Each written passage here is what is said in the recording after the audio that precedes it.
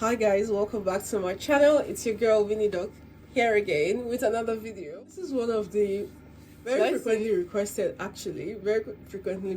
videos about coming to the UK as a medical doctor, what the best route is, either masters or directly just through PLAB, or if you're required to do masters before you do your PLAB, how does it work? And most people are always asking me this same question, so I've just decided to answer all those questions to PLAB, masters, which is the best route in today's video. So if this is something that interests you, if this is something that you would like to watch, stay tuned and keep on watching.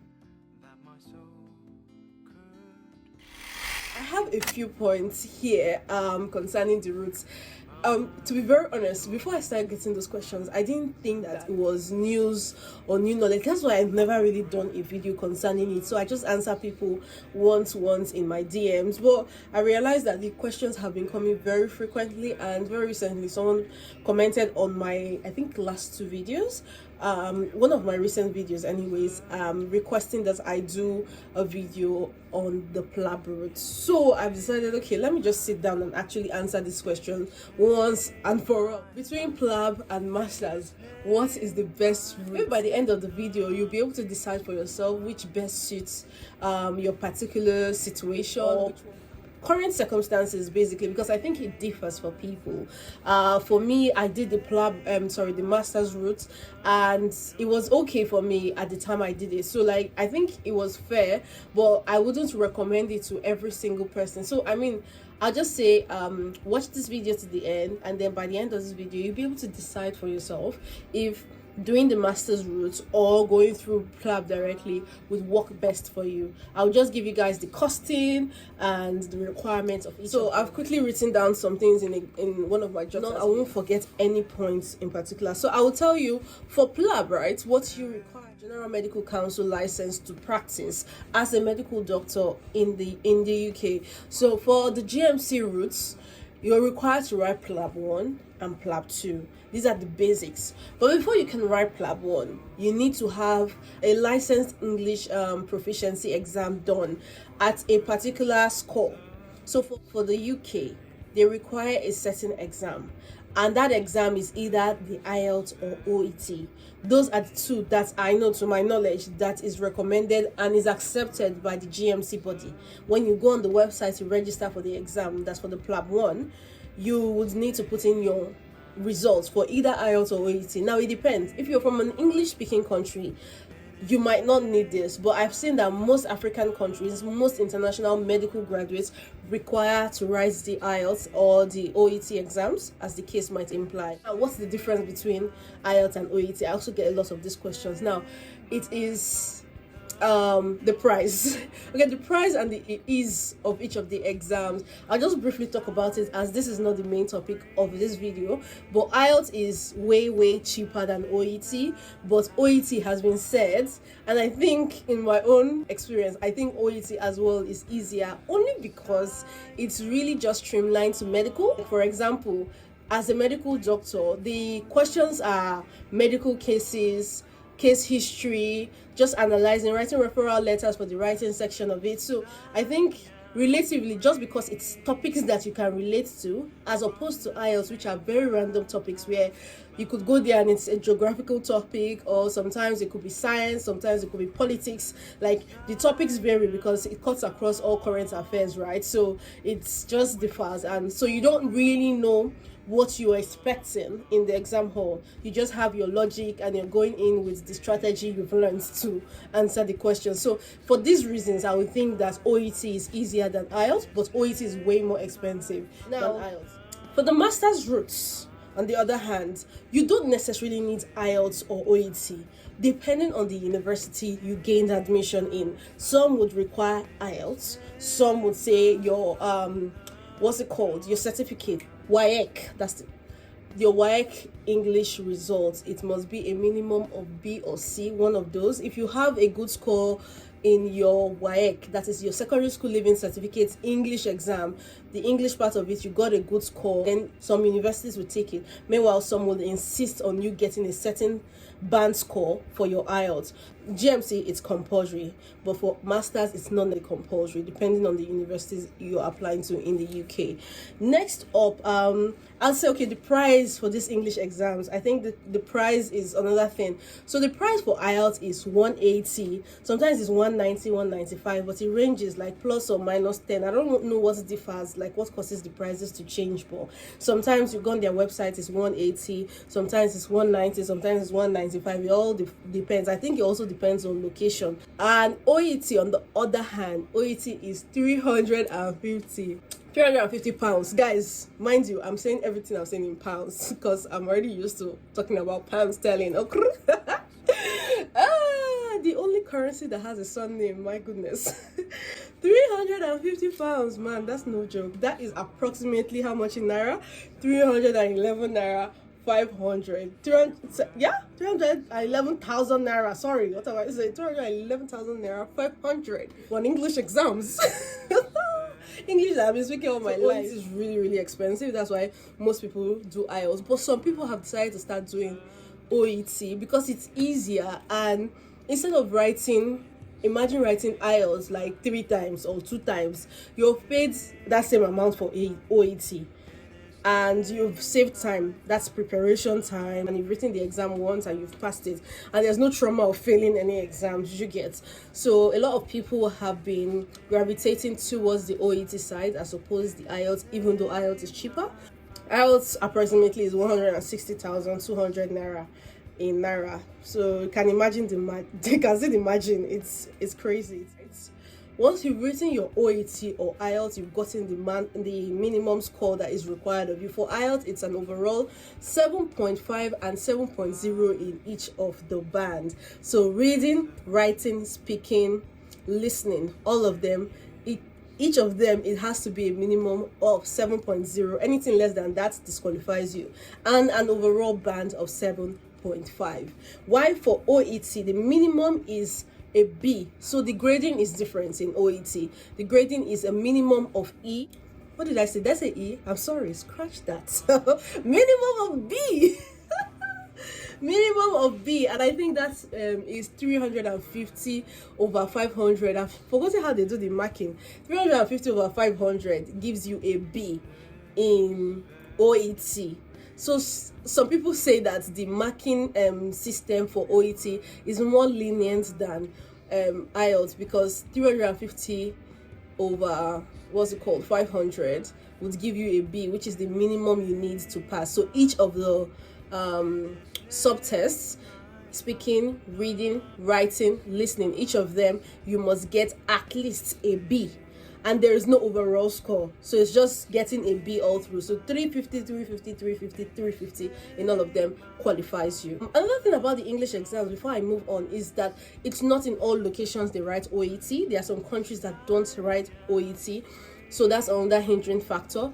If you go on their website, they have a list of countries that they have their centers for writing the exam. However, IELTS has their centers almost everywhere around the world, really. So so the convenience of location also determines which of the exams people take at the end of the day. Moving on, the next thing will be PLAB 1. So to get registered for your PLAB 1, you have to take your results to the website, GMC websites, after passing either IELTS or OET. Hallelujah. Then you go to the GMC website, get registered. You need to register your GMC and get your account ready. Then you put in your results, your OET or your IELTS results, into the website. Once your result is in, I think it takes them 2 days to verify your results. GMC will verify if the result is correct or not, and then they will send you a message to say, oh yes, your results have been verified and you're now eligible to register for your PLAB 1 exams. So now you have to wait for the next time that they'll be opening dates. That's another challenge, getting a date for PLAB 1, because I think they open it 2 or 3 times a year, and so it's always a rush, it's always a queue. It is always insane. You have to be on your computer, you have to be on your A game that day to make sure you get a slot, or else it's either you get a slot and you don't get a slot in the city you want it, or you don't get a slot at all. Actually, it's either you get a slot and you get it in the city that you want, lucky you, you get a slot and it's not in the city you want, oh well, at least you got a date. While some people don't even get a date at all because of the way, like, the exam is rushed. PLAB 1 is rushed. Like, getting dates for PLAB 1 is so difficult. So that's the next step. Once you get registered for the exams, next thing is to prepare. Read. Practice as much as you can and go for the exam, whatever date you get, write it, and you pass the exam. Once you pass the PLAB 1, next up will be your PLAB 2. I didn't mention the price of PLAB 1. PLAB 1 is £250. Like I said, I'm saying these things in pounds. In Naira, it's, let me see, 222,500. And I'm using the rate 890 in this video because I think it's the black market rate and it sort of cuts across, like it's average. It can be higher, it can be lower, it depends on where you're changing, but 890 is what I'm using in this video. So it's a fixed price in pounds, so you can always convert it whatever season or whatever rate it is at the time you're watching this video. PLAB 2, the price of PLAB 2 is £950. We need to let that sit in for a second. £950. Okay, let me cut the chase. Anyways, it's £950. And that's just approximately 845,500 in Naira. With 890 exchange rates, Naira to pounds exchange rates. Just convert it, whatever country you are. Listen, yes, PLAB 2 is really expensive. And it's risky to write PLAB 2 without doing a tutorial. So it's always very interesting because these tutorials, their prices start from £500. £500 per month. It depends on the tutorial that you're doing. Some is 600, some is 800. So the starting price is £500 for these tutorials, but it is always, as you can imagine, if you have spent £950 for an exam, you have to pass it once. You will need to pass it. I don't know about you, but me. Because listen, to bring out the money again is going to be true. It will be good to, and it's wise. Everybody advises that you do a tutorial, you join a tutorial whilst preparing for the PLAB 2 exams. Only because PLAB 2 is an OSCE exam. It's a lot of practicals, and you want to know how it works especially if you're not already in the UK. You want to know how the system in the UK is, what they expect of you, and it's going to be very helpful to be around like minds and people who have mastered the arts of actually doing these OSCE exams for PLAB 2. So depending on the tutorial you attend, it might be expensive, it might be less expensive, it just depends. But all in all, soon after your PLAB 2, then you now get, the GMC will send you a message that you've passed, and you can now apply for your GMC license. Then you get that license number. When you now get the license number, you are now officially a medical doctor in the UK, but you're not practicing until you apply to hospitals, and then they now, like, it depends on the hospitals you apply, you get accepted into the hospital, because you actually have to apply with your license again. Once you get accepted, then you start practicing. For those that have not done their house job, you start with FY1. Those that have done their house job, I think they do FY2 or something, or they just go straight into housemanship. One or the other. But this is the PLAB route, basically. Soon after you're done with medical school, if you choose to come through the PLAB route, fine. But if you're coming through the master's route, it's pretty simple. Coming through the master's route is not even a route, because master's does not it does not augment your coming to the medical system. It does not give you any added advantage, so to speak. Like, that you have a master's degree is away from your medical degree. It might be a health related, because in fact it can be a medical topic, a clinical medical topic that you are doing your master's degree on. But it does not matter, it's inconsequential. You will still have to go through these routes, these PLAB routes that I just mentioned. So it's either you're doing it from Nigeria, or you're choosing not, or I'm just saying Nigeria because that most of my questions are coming from people in Nigeria. So if you're choosing to come from Nigeria, it's either you're choosing to come first and be doing masters while you're reading for your PLAB and preparing for your PLAB, or you're choosing to stay back, prepare for PLAB, your IELTS or OET and your PLAB 1, because PLAB 2 you have to write it in this country. That's another thing to bear in mind. You have to be in the UK to write your PLAB 2. You can't write your PLAB 2 from any other country. So you have to bear in mind accommodation and transportation as well when you're coming with the PLAB route. All in all, the PLAB route is cheaper than coming through masters at the end of the day. It's just the guarantee of actually passing these exams once and just getting into the system or already being used to the system is higher if you're already in the country. So if you have any other routes to get into the UK, maybe you have family here, or you have a previous maybe visitor's visa, and they allow you the ability or the access to stay with them, which is very rare, while you read for your exams and prepare and then write your exams, pass and get license, then you can now start settling and finding your way. Then I'll advise you do that, because masters, to me, it's not compulsory. You don't have to do a master's degree if you don't need it, if you don't want it, if you don't intend to practice with it, because it's a lot, to me, it's a lot of money to be spending. So really, you have to think it through if masters is what you want to do. And if to jackpot is just what's on your mind, then masters would still suffice. Okay, so it all depends on you. And for those of my people in Ukraine that are also sending questions in concerning what route is the best, like I said, I cannot tell you for a fact that this route or that route is better than any other route, but I can tell you one thing, that it depends on your current situation. Now, if you think your parents or your sponsors or you yourself have the means to come to the UK for your masters, I would strongly advise it, because with the masters you could always get other job opportunities whilst you're waiting for your PLAB. And also it availed me the freedom to be able to pay for these exams myself and not have to depend on my family. I think I mentioned it in one of my previous videos about how I didn't want to depend on my family soon after medical school, and it was really important for me, very important for me, and I prayed about it thoroughly before moving to the UK. I did not just stand up and move. I got full backing from God, honestly, because the journey was not as smooth as you would imagine. But imagine doing it without God, I would have been finished by now. So I would say pray about it thoroughly.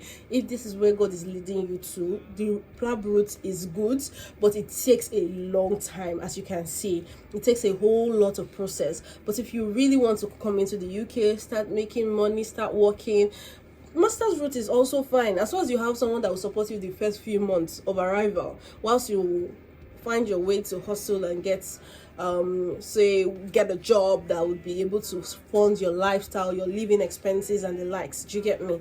But all in all, it all depends on your current circumstance. It depends on where you are at in life, right? Someone has asked me, can you do your master's concurrently with the PLAB exams? My answer is yes. I have seen someone who has done it before, but I would say something. When you're coming in for your master's, do your research properly. Make sure the course is not a stressful one. Make sure the university is not a stressful one, because PLAB can be draining. PLAB can be stressful. So you don't want any parts to suffer. You're paying a lot of money for your master's, so you don't want, at the end of the day, you're carrying over a lot of courses, because the UK system, the UK educational system, they don't play, honey. So you have to be trying to give your A game to your master's and be trying to give your A game to your PLAB, which both of them are very important to you, because if you don't get good grades, or the reason you are in this country is the master's. All in all, I hope this video has been helpful. I hope I've been able to answer as much questions as I can. For PLAB 1, you can write it in any country. IELTS, OET, depending on the availability of centers.